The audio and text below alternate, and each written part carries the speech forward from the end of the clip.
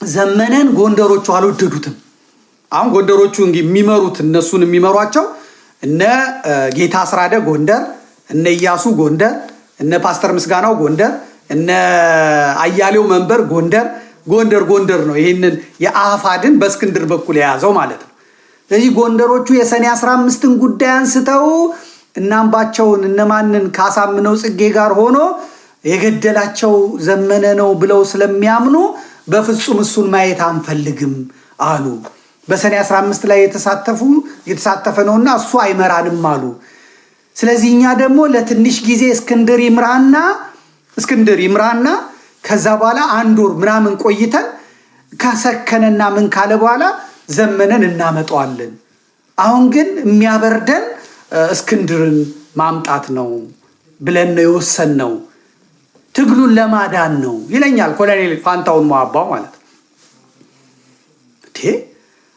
እና ዘመነን ማትመርጡት በሰኔ 15ቱ ምክንያት ነው አዎ እሺ በሰኔ 15 ውስጥ ያለው ሰው በሙሉ የተጠረጠረው ምን ያለው በሙሉ ጎንደሮቹ እነዚህ የጎንደር ባዴኖቹ አይፈልጓቸው አዎ አይፈልጓቸው ኦኬ ታዲያ የጎንደሮቹ መሪ ሀብቴ አይደል እንዴ አዎ ሀብቴ በሰኔ 15 ተጠርጥሮ ታስሮ የለ እንዴ አዎ አንተ ራስ ኮሎኔል በሰኔ 15 ታስሮ የለ እንዴ አዎ እነ ማናቸው እነ ጀነራል ተፈራ በሰኔ 15 ተጠርጥሮ የለ አዎ ይሄ ኮሎኔሉ አሁን ሞቷል የነሱ ኮሎኔል ማለት ነው የጎንደሩ እሱ በሰኔ 15 የታሰረ አይደል እንዴ ኦኬ ይቅርታ ክስ መጣ ማለት ነው አሁን እቺን ሳመጣ ክስ መጥቷል ታብታብ አድርጉት ቴሌግራሞች እዚህ ቲክቶኮች ታብታብ አድርጉ ከሳሾች እየመጡ ነው ይሄ ቢዘጋም ችግር የለም ቴሌቪዥን ስላለ ስለዚህ ኮሎኔል ምንድነው ይያልከኝ ያለው ዘመነ ተጠይቆ የታሰረ ታስሮ የተፈታ ሰው ነው ህግ ፊት የቀረበ ሰው ነው ሁላችሁም እንደዛ ይሆናችሁ ነው ዘመነ የኮሎኔሉን ሰብሮ አይደሉ ያስወጣው እስር ቤት ሆኖ ዘመነ ለኔ ደውሏል ለኔ ጽፏል ደብዳቤውን ሳሳያችሁ ነበር ለኮሎኔሉ ምንድነው ያለው በኋላ ጠላት ሊሆኑ ይሄ ጎንደሩ ኮሎኔል ተመልሳ አጠይቀንም ሲለው ሰብሬ ነው ማስፈታችሁ ከእስር ቤት ነው ማስፈታችሁ ብሎ ነው የወጣው ያስፈታው ዘመነ ነው መልሶ ጠላት ሆኖ በሰኔ 15 ጉዳይ ከሆነ ብዙ ሁላችሁም ተጠርጥራችኋል እከሌ የለም እነ ሙላት አድኖ እዛው ኡጋንዳ ያሉት ሌላም ቦታ ያሉት ተጠርጥረዋል ካሳምነው ጋር ግንኙነት አላችሁ ተባለ ስለዚህ ዘመነን ለብቻው ነጥሎ በሰኔ 15 ጉዳይ የሚያስጠይቀው ምንድነው እስክንድርስ ቢሆን በሰኔ 15 ውስጥ እጁ አለ አይደለም ወይ ከባህር ዳር አዲስ አበባ ድረስ ልንገልህ ነበረ በኋላ ስትቀርብ እስክንድር መሆንህን ነው ነው እንጂ ማንንም መኪና እንዳያልፍ ተብለን ነበረ ብለውት አሳምነው ለሰልፍ ብሎ ባህር ዳር የሌለ ሰልፍ አዘጋጅቶ እነሱ ገለው እስኪጨርሱ እስክንድርን አየር መንገድ አትሄድም ብለው ይዘው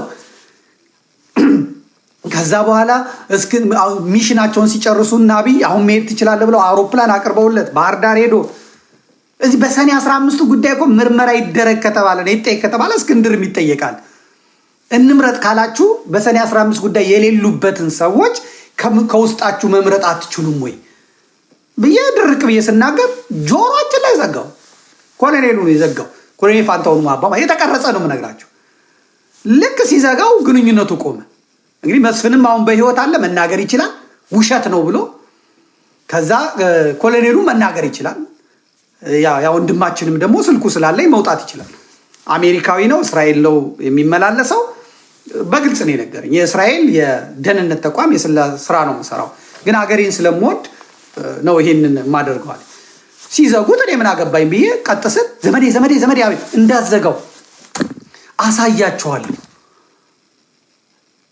ምን አባቱ ስለሆነ ነው ስልኩን የሚዘጋው እኔ ሰርፕራይዝ እየሆንኩ ነው እየገረመኝ እንዱ አበቃ ከዘጉት ዘጉ ወይ ኔትወርክ ይሆናል አይደለም ሆም ብሎ ነው አገኘ እንዳዘጋው እኔ አገኛቸዋለሁ አዘጋ ደወለ ሲደውል ተዘጋ እንዳትዘጋው አንተ ብቻ እንዳትዘጋው ስልኩን እኔ አልዘጋም መጨረሻና የለም ዝም ብዬ ስልኬን ያስኩኝ ስልኩ ጠራ አነሳ መስፍን ያነሳ አስገባው እሺ አስገባው ቶሎ አስገባው ኮሎኔሉን አስገባው ኮሎኔሉን ገባ ለምንድን ነው ስልኩን የምትዘጉት መረዳት ያለበትን ማስረዳት አለባችሁ። ማወቅ ያለበትን መጠየቅ አለበት። ስለዚህ ማስረዳት አለባችሁ። እንደ ብራቅ እንደ አለቃ እንደ ታላቅ ወንድም ተቆጣቸው ማለት ነው ሁለቱም።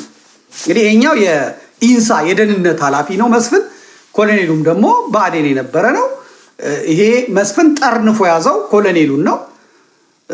ስለዚህ ማነው ስሙ እስክንድርንም ይሄንንም ጠርንፎ ያሰረ ሰው ነው ማለት ነው።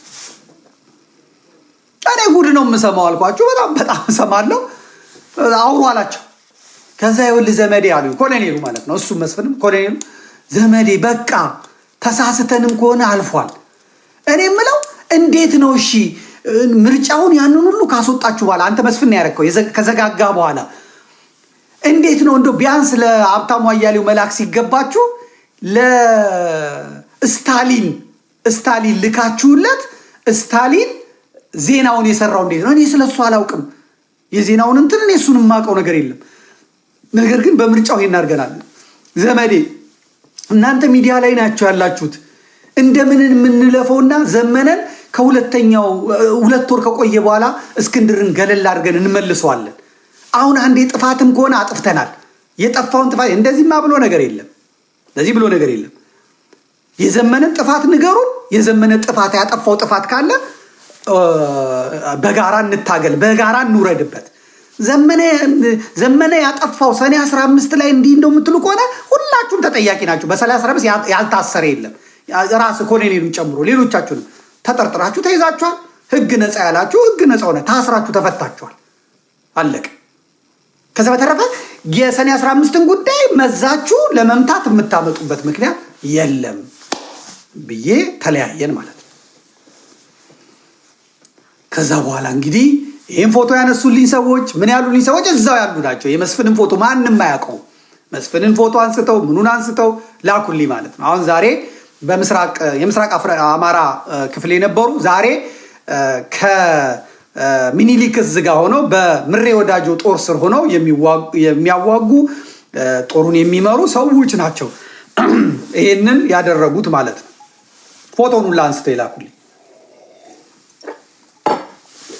ይሄ እዛ ቁጭ ብሎ ሲቀለብ የነበረ በነሻለቃ ዳዊት በኢትዮ 360 በነ ሀብታሙ አያሌው በነ አበበ በለው እንደገና በዶክተር አምሳሉ በነዛ በምንድነው ስማቸው የዲሲ ግብረ ኃይል ይባሉ የነበሩት እና በኋላ ባልደራስ የሆኑት በነ ኤርሚያስ በነዛ ሰዎች የተሰበሰበውን ገንዘብ ይሄ የኢንሳ ሰው ቁጭ ብሎ እነዚህ ይሄ ግሩፕ ማለት ነው።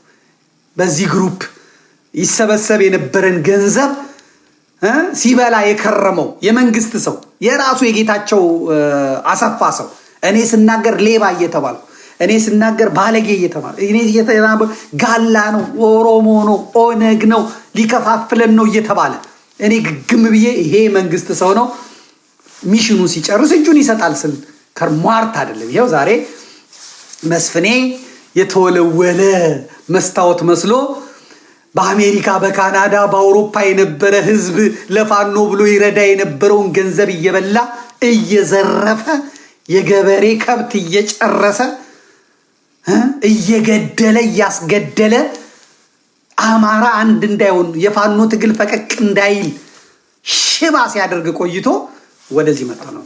መስፍን ማለት አርበኛ ዘመነ ካሴ እንደነገረኝ ከሆነ መስፍን ማለት ኬንያ ድረስ ሄዶ ግንቦት 7ንና ሻዕቢያን በናይሮቢ ያገናኘ ደላላ ራሱ ጌታቸው አሰፋ ልኮት ማለት ነው። ጌታቸው አሰፋ ልኮት ናይሮቢ ሄዶ እነ ብርሃኑ ነጋን እና አንዳርጋቸው ጽጌንና ሻዕቢያን ያደራደረ ያገናኘ አቶ ልደቱ አያሌውን በሆቴሎች በምኖች እየሄደ ቪዲዮ እየቀረጸ ሜንፋ ያደረገ እስክንድርን እንደ ሻንጣ አንጠልጥሎ ይዞ ሄዶ ጎጃምን አስበጥብጦ ደቡብ ወሎና ሸዋ አስቀምጦ ሸዋ አንድ እንዳይሆን የሰራ ክፉ ሌላም አንድ ዶክተር አለ ሌላም ሰው አለ ያደረገ ከነ አኪላ ጋር ከነ አኪላ የሚባሉ ዋና አማራ ከነ ዘራ ያዕቆብ ጋር በመሆን በመሆን ሌሎችም ልጆች አሉ እነ ጥቁሬ ልበለው ዝም ብዬ ዋና ስሙን አልጠራውም ከነሱ ጋር በመሆን ከህዝብ የተሰበሰበ ገንዘብ በአየር መንገድ በሚሰራ ሰው ስልኩ በሚታወቅ ትግሬ በኩል ለአማራ ፋኖ ተብሎ ይላካል። ከዛ በኋላ እዛ ሄዶ ባንኩ ታገደ ይባላል። $8000 $4000 $20000 ከአማራ የተሰበሰበ ገንዘብ በናኪላ በኩል አየር ላይ እየቀረ ሽባ አድርገው አደንዝዘው የአማራን ትግል የበተኑ ናቸው። ይሄንን ዋጡት። ይሄንንም እኔ እግዚአብሔርን አመሰግናለሁ። ዳያስፖራ ገንዘቡን ለአለሌ እንዳይሰጥ የቸገረ ሰው አፈር ልሶ የቸገረ ሰው አፈር ግጦ የቸገረ ሰው ህዝብ አሳምኖ በራሱ መዋጋት ይችላል። ነገር ግን አሁን ገንዘብ ላይ የተቀመጡት በሙሉ ጸረ አማራ ኃይሎች ሌላ ድቅል ማንነት ያላቸው ኃይሎች $30,000 $40,000 አዲስ አበባ እየተላከ እግዚአብሔር ያሳያችሁ 40,000 እየተላከ እዛ ዶላሩ ይቀመጣል። እዚህ ያለ ሰው ይሰጣቸዋል። በባዕዴን ሰዎች በኩል በመንግስቱ ሰዎች በኩል በቲፒኤልኤፍ ሰዎች በኩል እየሄደ ገንዘቡ ራሳቸው ጋር አይደርስም። እነሱ እዛ ቢዝነስ ይሰሩበታል። አማራ ከዚህ ገንዘቡን እያለ ይሰጣል። መንገድ ላይ አድርቀው ይበሉበታል።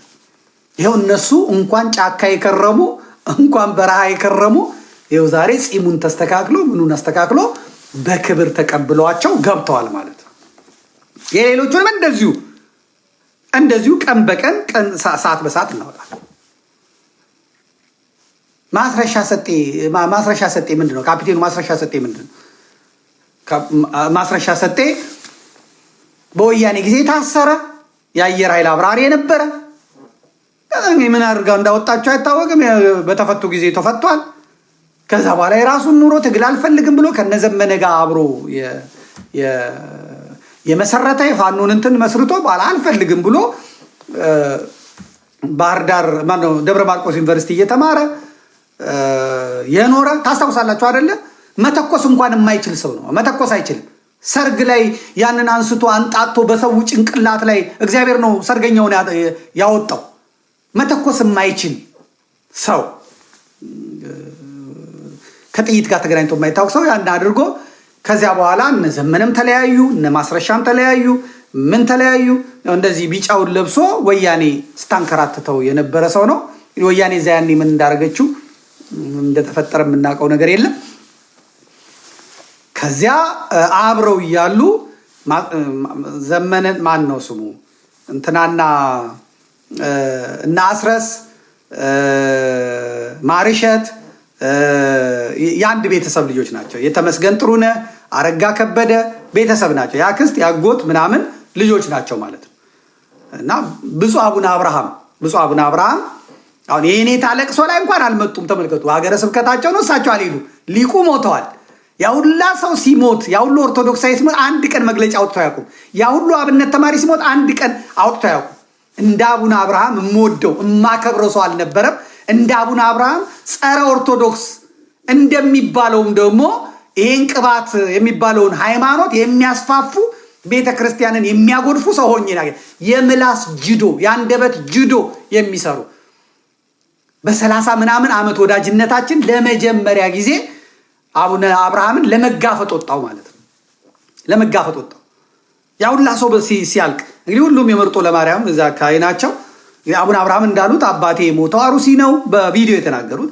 የተቀበረውም እዛው ነው ያሉት። እንግዲህ ኦሮሞ ደም ይኑር አላቅም። ይሄ በአንድ አያት የሚገናኙ ናቸው፣ ዘመዳማቾች ናቸው። ይሄ የቤተሰብ ፒኤልሲ የሆነ ነገር ኦርቶዶክሳውያን በጎጃም ሲያልቁ ትንፍሽ ቃል አያወጣቸው፣ መግለጫ ያወጡ፣ ጀግና ያጫውታቸዋል። ጅዶ የምላስ ጅዶ ያመጣሉ።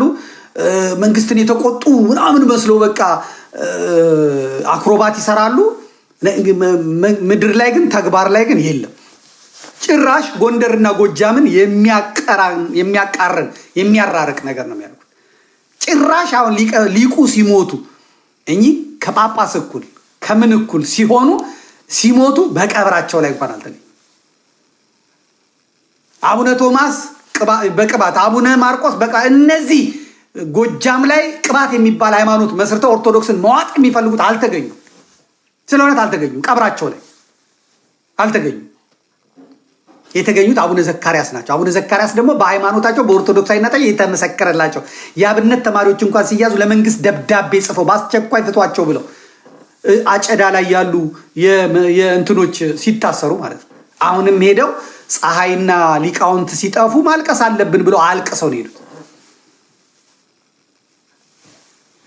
ከዛ በኋላ ከሊቃውንተ ኢትዮጵያ ጋር በደንብ ቁጭ ብለን ተነጋግረን ነበር በሚገርም ሁኔታ ማለት ነው። አቡነ ኤርሚያስ ወሎ ላይ ላሊበላ ላይ እየሰሩት ያለው ግፍ እዚህ በምላስ ጅዶ እንደሚያወሩት አይደለም። ማክሰኞ ርዕሰ አንቀጹን አንቡት። ከባድ መብረቅ የሆነ ርዕሰ አንቀጽ ተዘጋጅቷል። የሊቃውንተ ኢትዮጵያ ጋር የተነጋገርነው ይሄ ነው እየሆነ ያለው በቤተ ክርስቲያኒቷም በሀገሪቷም በጎጃምም በወሎም በጎንደርም በሸዋም ብለው ሊቃውንቱ በጣም በጣም በጣም አቶሚክ ቦምብ የሆነ እንትን ጽፈዋል በሚገርም ሁኔታ ማለት ነው። የላሊበላ ካህናት አሁን እየተደባደቡ ነው። የላሊበላ ካህናት እየታሰሩ ነው። የላሊበላ ካህናት እየተገረፉ ነው በአቡነ ኤርሚያስ ምክንያት። ከአዲስ አበባ ወንበዴውን ሌባውን ነውረኛውን አምጥተው ላሊበላ ላይ ሹመው እርስ በርስ እያናከሷቸው በመቄት እየተፈጠረ ያለውን ነገር ሁላችሁም የምትሰሙት ነው። ቅልስልስ እያሉ አቡነ ኤርሚያስ እያደረጉት ያለው ነገር ዛሬ እኔ እናገረዋለሁ። ያው ስድብ ነው የሚሰድቡኝ፣ የፈለጉትን ይበሉ። ነገር ግን ማክሰኞ በርዕሰ አንቀጽ ከዛም ትንተና ካስፈለገው ደግሞ በድምፅና ለሌሎችን በሚጠቅም መልኩ የማክሰኞ ነው ደግሞ ቀደም ብዬ እንደውም በድምፅ ተቀድቼ በቴሌቪዥኑ ላለቅላችኋለሁ ማለት ነው። ከባድ ነገር ይሄ ፋሚሊ ነው። ይሄ ቤተሰብ ልክ በሸዋ ላይ የምዕራብ ሸዋዎቹ ናቸው። እነ ታከለ ኡማ፣ እነ ሽመልስ አብዲሳ፣ ራሱ አብይ አህመድም የምዕራብ ሸዋ ነኝ ነው የሚለው። አዲስ ዓለም ኖር ያለው ነው የሚለው። በእናቴ እዛ ኖራለች ነው የሚለው። የምዕራብ ሸዋ ነው። እና አዳነች አቤቤ ከዚህ ከቡራዩ ነው ወደ አሩሲ የሄድ ነው ምዕራብ ሸዋ ነን የሚሉት። እና አቡነ ሳዊሮስ በአጠቃላይ ብቻ ምን አለፋችሁ ይሄ ምዕራብ ሸዋው ኢምፓየር ልክ እንደ አድዋው የአቦይ ስብሃት ቤተሰብ ነው ማለት ነው። ልክ እንደ አቦይ ስብሃት ልክ ይሄም ደግሞ በጎጃም ይሄ በተቃዋሚም ቦታ በአዴንም የመንግስት ባለስልጣን ቦታ ያሉ ሰዎች ናቸው፣ ቤተሰብ ናቸው እንዳለ። እዚህ ማስረሻን ከጎጃም አስወጡትና የተወሰዱት ደቡብ ጎንደርና ደቡብ ወሎ እንዲቀመጥ አደረጉት። እነማን? እና አስረስ ያጎታቸውን ልጅ ማለት ነው ወይም ያክስታቸውን ልጅ። እዛ እንግዲህ እነ ተመስገን ጥሩነህ እነማ መመሪያ ይሰጣሉ። ከዛ በኋላ እሱ ማስረሻ ከደቡብ ወሎ ወደ ጎጃም የሚገባ መኪና ቀረጥ ይቀርጣል። በአይሱዙ 15,000 ብር፣ በሲኖትራክ 30,000 ብር፣ በሚኒባስ 10,000 ብር እየቀረጠ 20 አጃቢ ከአማራ አድማ ብተና ተመድቦለታል። ከዛ እዛ ቁጭ ብሎ ሲበላ ሲጠጣ ደግሞ መድኃኒት ይወስዳል። ሲያልቅበት ከጤና ጥበቃ ይልኩለታል እና አልማዝ ማነው ስሟ መቅደስ ዳባ ይልኩለታል። መድኃኒቱን እየወሰደ ቢራውን እየጠጣ ሰንጋውን እየበላ ነው የተቀመጠው። ተኩስ ላይ ተሳትፎ ውጊያ ላይ ተሳትፎ አያውቅም። ምን በወጣውና እዛ በመቀመጥ ግን ነገር በመስራት ከጎንደሩ በአዴን ጋር ከነጌታ አስራደ ጋር ከነሲ ማነው ኢያሱ ፕሮፌሰር ኢያሱ ጋር ረዳት ፕሮፌሰር ደረጀን ራሱ አነህልሎት አደንዝዘውት ከነ ሰለሞን አፍቃሪ ገንዘብ ነው የሰለሞን አጠና የሚባል ገንዘብ ላይ ሲዝረከረክ ለሃጩን ሲያዝረበርብ የሚውል ሰው እስክንድርንም ገንዘብ ከሰጠኝ ባንዴ ነው መበትናቸው ቶሎ ገንዘቡ ይለቀቅልን አሜሪካ ያለው ገንዘብ በማለት ማለት ነው። ሲያምስ ከከረመ በኋላ እንዳልኳችሁ ወሎ ጠንካራ ኃይል ጠንካራ ደረጃጀት ፈጠረ። ኮሎኔሎች፣ መቶ አለቃዎች፣ የጦር አዋጊዎች ወደ የት ገቡ? ወደ ወሎ ቤት አማራ ገቡ። ስለዚህ የወሎ ከመንግስት ከአገዛዙ ጋር የሚያደርጉት ጦርነት የተጠና ወታደራዊ ስትራቴጂ ያለው በባለሙያ የሚመራ የ30 ዓመት የ40 ዓመት የማዋጋት ልምድ ያላቸው ጸረ ሽምቅም ቢሆን እንዴት መዋጋት እንዳለባቸው በአነስተኛ የሰው ኃይል እንዴት ከባድ ድል ማድረግ እንደሚያዝ ይሄንን ሁላ በተጠና መልኩ እንደገና የተፈጥሮ አቀማመጡን ጂኦግራፊውን አጥንተው ካርታ የሚያነቡ ሰዎች አሏቸው። በዛ እየተረዱ ነው የሚሰሩት። ሩሲያ የሰለጠነ እነ አኪላ ያሳደዱት ስሙን ያጠፉት እነ ዋና አማራ ዘርዓ ያዕቆብ የዘመቱበት ሩሲያ ሄዶ የተማረ እነ ሀብታሙ አያሌው የዘመቱበት ሌሎቹ መከራ ያበሉት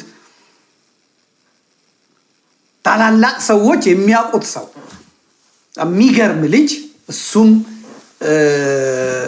ካርታ ያነባል። ኢንተርኔት አለው ምን አለው በሳተላይት ያነብላቸዋል። በዚህ በኩል መተውላቸዋል፣ በዚህ በኩል ሄደውባቸዋል ይላቸዋል። እንትናቸውን አንስቶ ኔትወርክ ከሰራላቸው ይልክላቸዋል። በዚህ ጀርባ የመንግስት ኃይል አለ፣ በዚህ በኩል የአማራ ኃይል አለ ይላቸዋል። እነዚህ ቦታ ተቀምጠው በእውቀት የሚዋጉ ልጆች በመምጣታቸው ደቡብ ወሎ ውስጥ ምንም አይነት ኃይል እንዳይኖር አደረገ። ስለዚህ የሸዋውም የነ ማን ነው ስሙ የነ መከታውም ጦር የወሎውን ገፍቶ መምጣት ሲያይ እየፈራ እየደነገጠ መጣ ማለት ነው። ምክንያቱም እነ መከታውን ያደራጁት ዲሽቃ ሰጥተው ክላሽ ሰጥተው ያደራጁት ተዋጊ ሰጥተው ያደራጁት ጎንደሮችና የነ ባዬ ጎንደሮችና ወሎዎች ናቸው። እነ ድርሳን እነ ምሬ ወዳጆ ናቸው እና አበበ ናቸው ያደራጇቸው። የነ መከታውንም ጦር ቢሆን ማለት ነው። ለምሳሌ የመከታው ዋናው የጦሩ አዛዥ ጎንደሬ ነው። የጎንደር ልጅ ነው። ጎንደር ተወላጅ ነው። ስለዚህ እነ መከታውን ፍሬም መያዝ ሲጀምሩ ይሄኛው አሁን መውጫዬ አሁን ነው ብሎ ለመውጣት ፈለገ ማለት ነው። እንግዲህ ሀብታሙ አያሌው አይታችሁታል። ባለፈው አረቄ ሰካራም ያረቄውን የሚጠጣ አምጥቶ እንትናን ማን ነው ባለ ሀብቱን ወርቁ አይተነው የሚባለውን ለመስደብ ሲፈልግ ይህንን ትግሉ ውስጥ አረቄ ሲጠጣ የነበረ ሰው አመጣለ። ይሄ አረቄ የሚጠጣው ሰው ከጎጃም ወጥቶ ልክ የእስክንድር አገልጋይ ሲሆን ጀግና ሲያጫውተው ከረመ። ሁሉንም ካዳቸው እሱ ማለት ነው። እኛ ስንሰደብ የነበርን ሰዎች ጸናን። አይታችኋል። አልማዝ ባለጭራዋ እንኳን እጅ አይሰጥም፣ ጀግና ነው፣ የበላይ ዘለቀ ዘር ነው አለች። እሷ አገው ኦሮሞ ናት። ግን የአማራን ትግል የጎጃሙት አቤት ጎጃም እኮ እንዴት እንዳቆሸሹት በስመ አብ ወወልድ ወመንፈስ ቅዱስ። ይሄው ሰጠላት፣ እጁን ሰጠ ማለት ነው። ከዛ እነ ሀብታሙ ወጥተው ደግሞ የእነ አስረስ ለእነ አስረስ ሲቀጠሩና ሲገቡ እና አበበ በለውም ሲቀጠሩ እነ ኢየሩስ እነ ብሩኬ ያ ደግሞ የጎጃሙ ልጅ ሆነው ደግሞ መተው የዚህ እንትን ሆኑ ማለት ነው። እጅ ከመስጠቱ በፊት ኢየሩስ እንዲህ ትለው ነበር፣ ትጠይቀዋለች። እንስማት። ኢየሩስን አምጣት፣ ኢየሩስን አምጣልኝ። እሱ እጅ ከመስጠቱ በፊት እንደዚህ ከመጨባበጡ በፊት እንግዲህ እሷ እንትናም ደስ ይለዋል እኮ አረጋ ከበደ በጣም ነው ደስ የሚለው። ምክንያቱም ስጋ ዘመዱ ነው። ምንም ድሮኗም ሳታየው ምንም ሳያገኘው እዛም ደግሞ ፋኖቹ ነቅተውበት ጉዳት ሳያደርሱበት የስጋ ዘመዱ ሲመጣ አሁን የተመስገንም ጥሩነህምና ደውላ እንኳን ደህና መጣ የኔ ልጅ እንኳን ደህና ገባ። የአረጋ ከበደም ሚስትና እናት ደውለው እንኳን ደህና ገባ፣ መቼ ገባ፣ በጣም ጥሩ፣ ሁለተኛ እንዳትቀዛ። ቤተሰብ ነው፣ የቤተሰብ ካምፓኒ ነው። ወይ አማራ ጋጡት እኮ ተመልክት፣ እንዴት አምሮበት እንደመጣ ሸበላው ነው። እግዚአብሔር ስራ ቢሰራ የመንግስት ስራ ቢሰራ እንኳን እንደዚህ አያምርበትም። ቢነግድ አያምርበትም። እንስማት። ጄሪ እንግዲህ ጋዜጠኛ እንትና ነው የሚመሩት። እኚህ ደግሞ የደቡቡ ልጅ አለ፣ ማን ነው ስሙ የኢሳት የነበረው እሱም አለ። በጣም ወዳጄ ነው በእውነት። እንዴት እዚህ ግሩፕ ውስጥ እንደገባ አላውቅም። ያው ኢትዮጵያኒስት በሚለው እንትን መሰለኝ የገባው እና ጌጥዬ ያው አሁን ኢትዮ 360 ተቆጣጥሯል። ያው ጎጃ አይደለ ጎጃም የደጀን ልጅ ነው። ስለዚህ ኢየሩስም እንግዲህ ምን እንደሆነች አላውቅም። ተክለ ጻድቅ አማራ ወይ እንግዲህ ጉራ ወይ ጎጃም ልትሆን ትችላለች፣ አላውቅም። እንስማቸው። ጨዋታው እንደዛ ስለሆነ ማውራው አንተ ዋናው ነገር ዘመኛራ ችግር የለም ያለበት ሁኔታ እስኪ አይደለም ያው እስቲ እንግዲህ ኮሎኔ እየተንቀሳቀሰ ይመስለኛል ከእሱ ጋር እሱ የተወሰነውን ነገር ይቀርፈዋል እንጂ ትንሽ ስጋት አለው። እንደዚህኞች የነጅሳን ኃይልም ያው ከወሎ መውጣት የለበትም በሚል እየፈለገኝ ነው ብለውኛል። መንግስትም ደግሞ በዚያው ልክ ሲናገጣሉ እነሱን መጠቀም ፈልገዋል። መንግስትም በዚህ አጋጣሚ ለመያዝ ፍላጎት እንዳለው ነው እየሰማ ያለሁትና ትንሽ ነገሮችን በእንትን ለእርጋታ ማየት ታለፋሉ። ችግር ያው እንዴት ታርያለሽ? እንዴት ከወያኔ ጋር እንዴት ተብሎ ይሰራል? ወያኔን ወደ ስልጣን ለመመለስ ከሆነ መጀመሪያ ለምን ትግሉስ ማድረግ አስፈልገ? እሱን እኮ ነው ወይ ተከራክረው ማሸነፍ ነው። እኔ በግልጽ ነው ለስራ አስፈጻሚውም እንትን የሶስቱ እዝ ስራ አስፈጻሚ ባለበት የእዝ አመራር ባለበት ነው ክርክሩንም የተነሳው አጀንዳውም የቀረበው እዚያ ላይ ሁሉም ተረተው ነው እንዴት ወያኔን ከህወሓት ጋር እንዴት ልንሰራ እንችላለን? ብልጽግናን ማሸነፍም ቢሆን ብልጽግናንም ካሸነፍን በኋላ ምን ፈጥረው መንግስት ላይ እኮ ካሁኑ ማሰብ ያስፈልጋል። ወያኔ እንዴት መልሰን 4 ኪሎ እናስገባት ይባላል። ጥይት ለማግኘት ጥያቄያችንን አሳልፈን እንደ ምናምን ነገር ብዬ እንትን ነው። ሁሉም በዚያው ላይ ነበር ሀሳብ ሲሰጥ የነበረውና ትንሽ ልጁ ዝም ብሎ ያው ልጅነትም ስላለበት ነው። ይሄ ፌስቡክ ምናምን ስም ይሰቅላል ላይ ያለ ችሎታው ያለሙነ እንትና መከታ እሱ ነው ዋናው የውሳኔ ባለቤት። ማለት ወደዚህ ውሳኔ ሊያደርስ የቻለበት ምክንያት ምንድን ነው ብሎ አስቀመጠ። ያው እንግዲህ ወያኔ የምትል ወያኔን ጠልተን ብልጽግና እንድንወድ ነው። የብልጽግና ሰርጎ ገብ ጋር አለበት ማስረጃ አምጡ። እዚህ ካላችሁ አንድ ማስረጃ አምጡ። እኔ እንደዚህ አይነት ታሪክ ውስጥ የለውበትም። አለን ካላችሁ ደግሞ አሜት አይደለም አምጡት ምናምና እና ያው በዚያ ነው እንትን ያለው። ዞሮ ትክክል አይደሉም። ዋጋም ያስከፍላቸዋል ብዬ አስባለሁ። ድርጅቱ 2-3 ሰው እንትን የሚለው አይደለም። እንዴት ስንት ዋጋ የከፈልኩበትን ድርጅት ጭራሽ ከአባልነት እነሱ ናቸው ያወጡኝ እና አባልነቴን ደግሞ እንዲህ ሙሉ አለ እንዴ እንደዚያ በጎን በኩል የሚመጡት እንትኖች ተደራድሮ ጨርሷል ለመንግስቶቹ ሊሰጥ ነው ምናምን የሚሉ ነገሮች ነበሩ።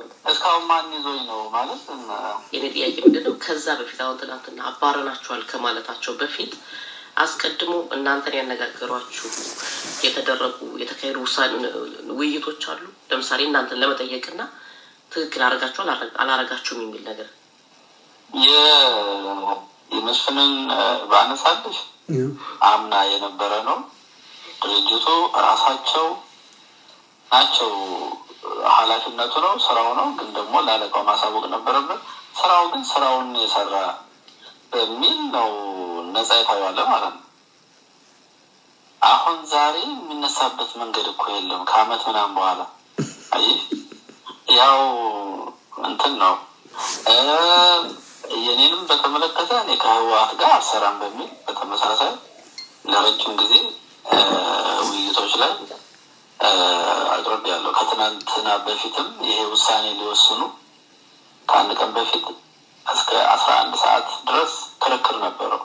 ክርክሩም ደግሞ ከህወሓት ጋር ሆነን የምናስመልሰው የአማራ ጥያቄ አለ ወይ ካለ እንሂድ።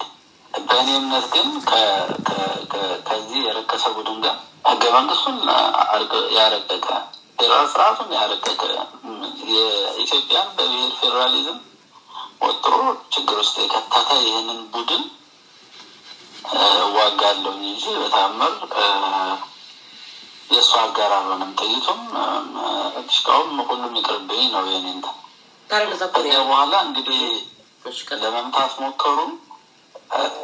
አመለጥኩ። እንግዲህ ከአባልነትም ከእንትንም ሰርዘናል ነው ምናምን ብሎ አወጡ አሉኝና ፍላጎቱ ማስወገድ ነበር። ይህንን አጀንዳ የሰጠቻቸውም ራሱ ህወሓት ናት። በቃ ማስተር ማይንድ ማን ነው ያወጣሉ እነሱ።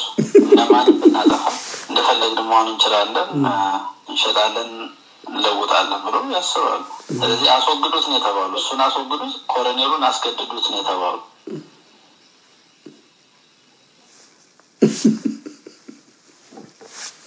እንግዲህ ተደራደር የተባለው ሰውዬ በራሱ ቃል የተናዘዘው ይሄንን ነው።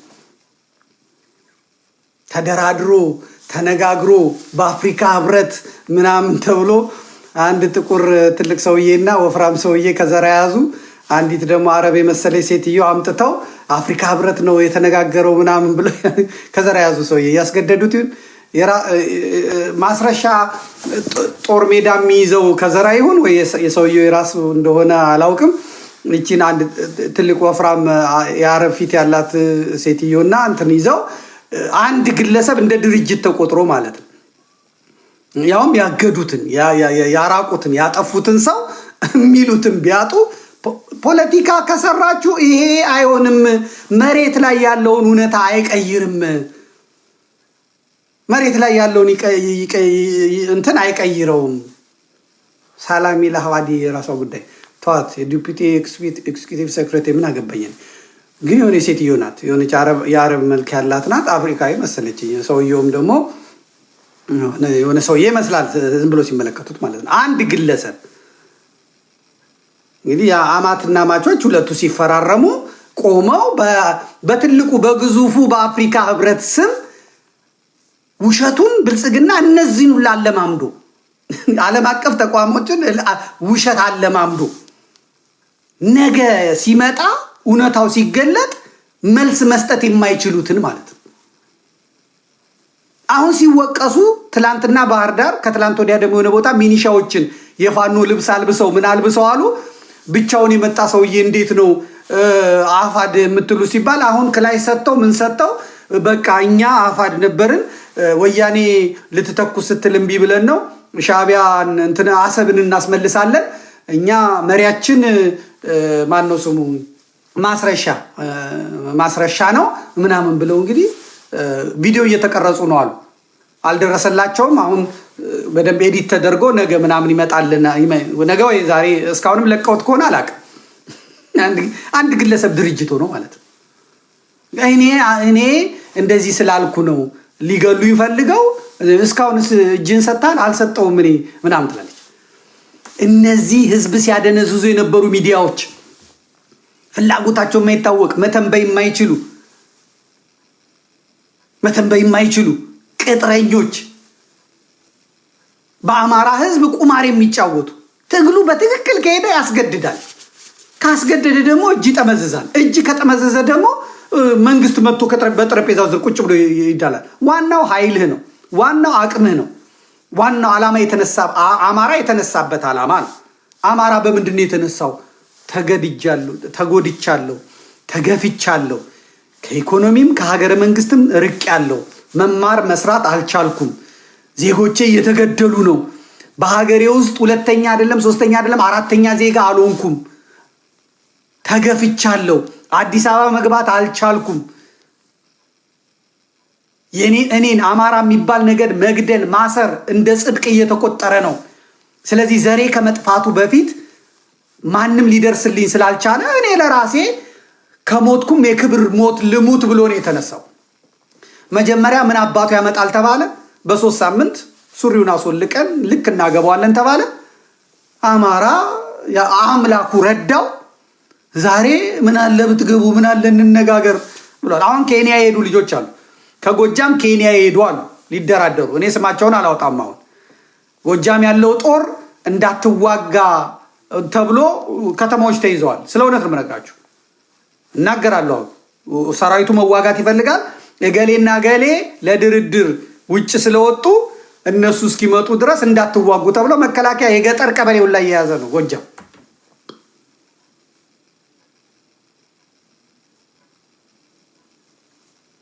በራሱ የሚቆመውን የአማራ ትግል ሳይገድል እኮ ሳይገዳደል እኮ መንግስቱ አቅሙን ካየ እሺ እንነጋገር ይላቸዋል። እንነጋገር ሲባል ቁጭ ብሎ ይነጋገራሉ።